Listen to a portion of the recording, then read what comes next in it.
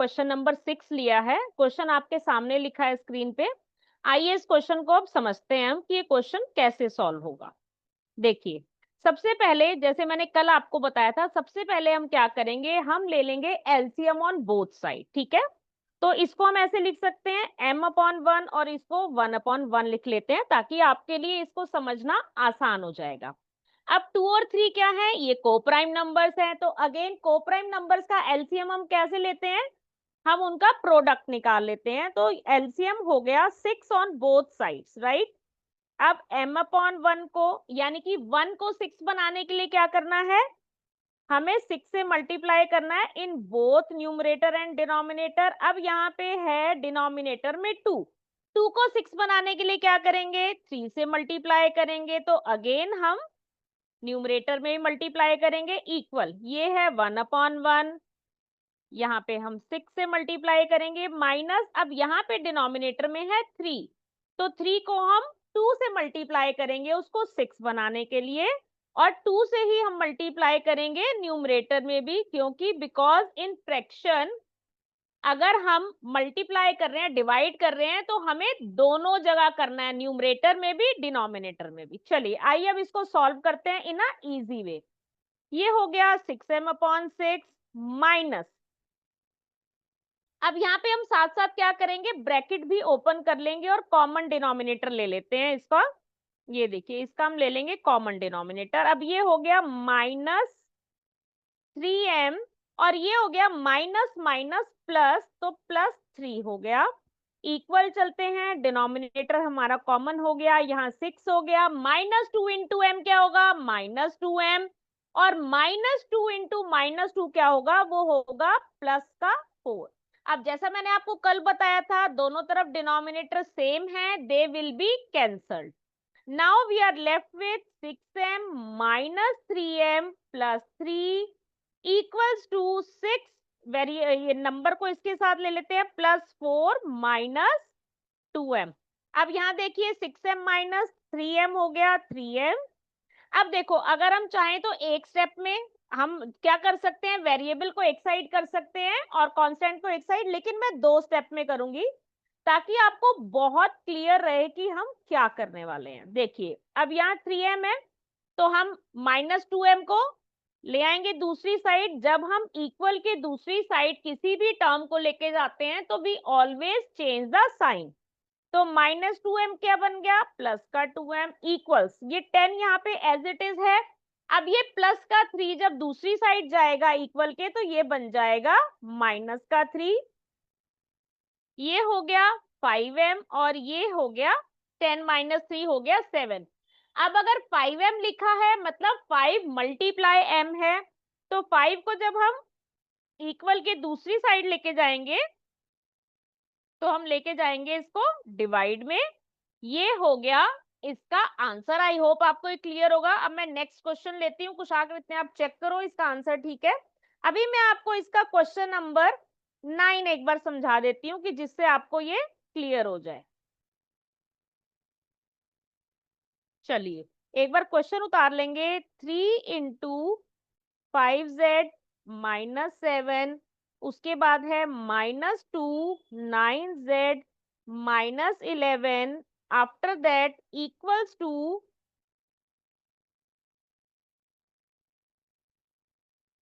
Sorry एक मिनट, screen लगता है बंद हो गया। हाँ जी, माइनस, ये था equal 4 into 8z minus 13 bracket close minus 17। आइए अब इस क्वेश्चन को हम आराम से समझते हैं। अब सबसे पहला स्टेप क्या होगा, हमें ब्रैकेट्स को ओपन करना है। सबसे पहले हम ब्रैकेट्स को ओपन करेंगे। ये हो गया 3 इंटू 5z, ये हो गया 15z माइनस 3 7 21। अब यहाँ देखिए माइनस है तो ध्यान से मल्टीप्लाई करेगा, हम मल्टीप्लाई भी करेंगे और हम साइन भी चेंज करेंगे। -2 into 9z becomes -18z, then -2 into -1 becomes plus, sorry it is 11, -2 into -11 becomes plus 22 equal. Now 4 into 8z 32z minus 4 into 13 52 and minus 17 as it is. अब हम क्या करेंगे, पहले एक ही साइड पर हम इनको सॉल्व कर लेते हैं. आप देखो यहाँ पे दो वेरिएबल टर्म्स हैं, दो कांस्टेंट है, फिर हम इनको मूव करेंगे. अब ये हो गया 15z minus 18z minus 21 plus 22 equals to 32z. Minus minus क्या होता है, प्लस होता है, साइन माइनस का आता है. चलिए अब ये हो गया -3z minus plus minus sign बड़े नंबर का -21 plus 22 gives us +1 equals to 32z minus 69. अब हम क्या करेंगे, हम वेरिएबल वाली टर्म्स को एक साइड लेंगे, -3z एज इट इज, और ये 32z था, जब ये इक्वल के दूसरी साइड आएगा तो क्या बन जाएगा, -32z माइनस 69, और ये जो प्लस का 1 है ये उधर जाके माइनस का हो जाएगा. माइनस माइनस होता है प्लस और साइन आता है माइनस का, इधर भी माइनस माइनस प्लस साइन आएगा माइनस का, दोनों तरफ माइनस कैंसिल हो जाएंगे. अब हमारे पास बचा 35z इक्वल्स टू 70. अब 35z है तो it means 35 multiply by z है, तो जब हम 35 को दूसरी साइड लेके जाएंगे तो ये आएगा डिवाइड में, तो z की वैल्यू यहाँ पे आ गई 2 और ये हो गया हमारा आंसर. देखो जब आपको इसमें अगर होता है ना किसी क्वेश्चन में कोई डाउट है, समझ नहीं आ रहा, जब आप इस वीडियो को 2-3 बार देखोगे तो आपके जितने भी डाउट्स है वो क्लियर हो जाएंगे. आइए चलते हैं एक डेसिमल वाला, इसका जो 10th क्वेश्चन है वो भी एक इम्पॉर्टेंट क्वेश्चन है, वो अक्सर एग्जाम में आ जाता है, तो आप उसको ध्यान से समझिए. चलिए पहले हम क्वेश्चन उतार लेते हैं. क्वेश्चन क्या है, ये है 0.25. बेहद इजी क्वेश्चन है, अगर आप इसको ध्यान से समझेंगे तो क्वेश्चन में कुछ भी नहीं है. -3 और ये हो गया 0.05 bracket start 10f -9 bracket close. आइए अब इसको समझते हैं ध्यान से. सबसे पहला स्टेप मैंने क्या बताया था, सबसे पहले हमें ब्रैकेट को ओपन करना है जब भी हम कोई क्वेश्चन सॉल्व कर रहे हैं.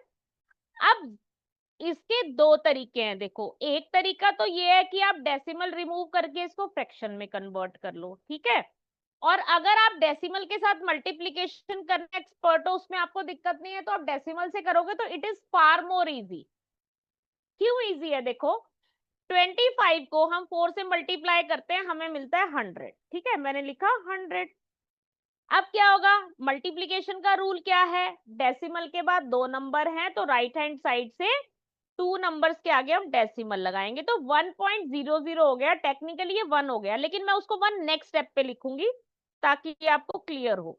अब -3 से हमें 0.25 को मल्टीप्लाई करना है, तो ये क्या बन जाएगा 0.75. अब अगेन यहाँ पे 0.05 को हमें 10 से मल्टीप्लाई करना है, तो आप सिंपली करो, 5 को 10 से मल्टीप्लाई करने से क्या आता है 50, और डेसिमल है, डेसिमल नंबर है तो हमें डेसिमल भी लगाने हैं, तो हम क्या करेंगे, राइट हैंड साइड से दो नंबर के आगे हम डेसिमल लगाएंगे, और डेसिमल के आगे कोई होल नंबर जब नहीं होता तो we put 0 from our side. Minus 9 5 होता है 45. Again we have to put the decimal from right hand side before 2 digit, और डेसिमल के आगे जब कोई नंबर नहीं होता तो हम क्या करते हैं, we put 0 from our side. अब ये हो गया 1f, इसको आप f भी लिख सकते हो. अब यहाँ पे है 0.50f, तो इसको हम यहाँ पे माइनस में ले आते हैं, और इधर -0.45 एज इट इज रहेगा, और ये जो -0.75 है ये जब इक्वल के दूसरी साइड जाएगा तो ये क्या बन जाएगा +0.75. अब इसको माइनस कैसे करें, तो इसके लिए देखो, वैसे तो बहुत सिंपल है, लेकिन कईयों को चैलेंज आता है माइनस करने में, तो आप क्या कर सकते हो, इसको ऐसे ही लिखो, ठीक है। अब इसमें से हमें 0.50 हमें माइनस करना है। 0 हमने यहाँ से बोरो किया, 10 बन गया, 10 माइनस 5 इज 5 पॉइंट, यहाँ 0 बच गया। तो ये हो गया 0.50 f इक्वल्स टू, अब इसको हम माइनस करेंगे, ये आ जाएगा, माइनस प्लस माइनस होता है और साइन आता है बड़े नंबर का, तो प्लस का साइन आएगा। तो मैं यहाँ पे इसको बिना, या प्लस का लगा भी लोगे तो कोई दिक्कत नहीं है। ये हो गया 0.30, ठीक है। अब देखो f जो है मल्टीप्लीकेशन में है, तो ये क्या करेंगे, f और 0.50 आर इन मल्टीप्लाई, तो जब हम इसको दूसरी साइड लेके जाएंगे तो ये जाएगा डिवाइड में। तो f इक्वल्स टू 0.30 अपॉन 0.50, 0 से 0 कैंसल, डेसिमल से डेसिमल रिमूव हो गया, तो f की वैल्यू हो गई 3/5, और यू कैन राइट 0. क्या होगी, क्या होगी वैल्यू, 0.6 होगी या 0.06 होगी, बता सकता है आप में से कोई? आइए मैं आपको ये कॉन्सेप्ट भी क्लियर कर देती हूँ। देखो, अब यहाँ पे 3 है, ठीक है, तो अब ये चलेगा नहीं, 3 छोटा है डिवाइजर से, तो 5 0 0 हमने चलाया, वी आर लेफ्ट विथ 3। तो हम क्या करेंगे, डेसिमल लगा के अपनी तरफ से यहाँ 0 लगा देंगे, और 5 6 हो जाएगा 30।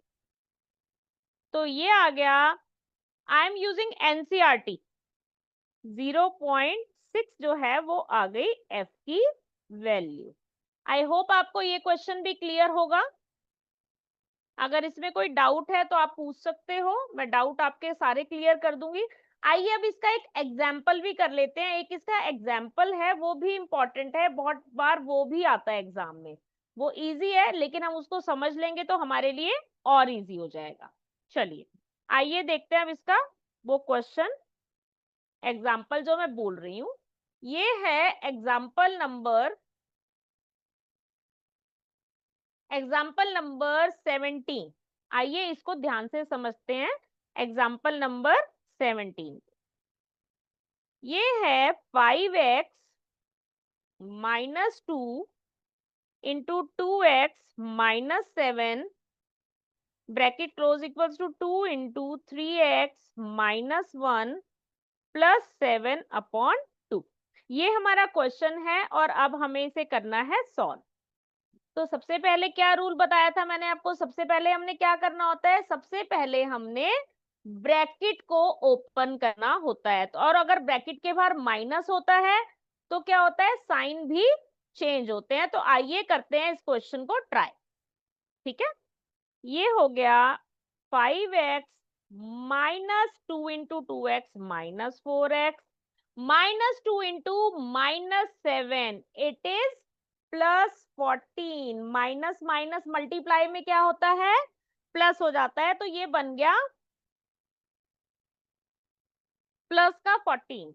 आइए अब इक्वल लगाएंगे, 2 3 6x, 2 into minus 1 minus 2 plus 7 upon 2। अब इसको देखिए कैसे करेंगे, 5x और 4x को जब हम सब्ट्रैक्ट करेंगे x आ जाएगा, 14 as it is equals to 6x minus 2। अभी मैं सॉल्व नहीं कर रही हूँ इसको, अभी इसको एक साइड करते हैं पहले वेरिएबल्स को, और एक तरफ कांस्टेंट को, फिर सॉल्व करेंगे।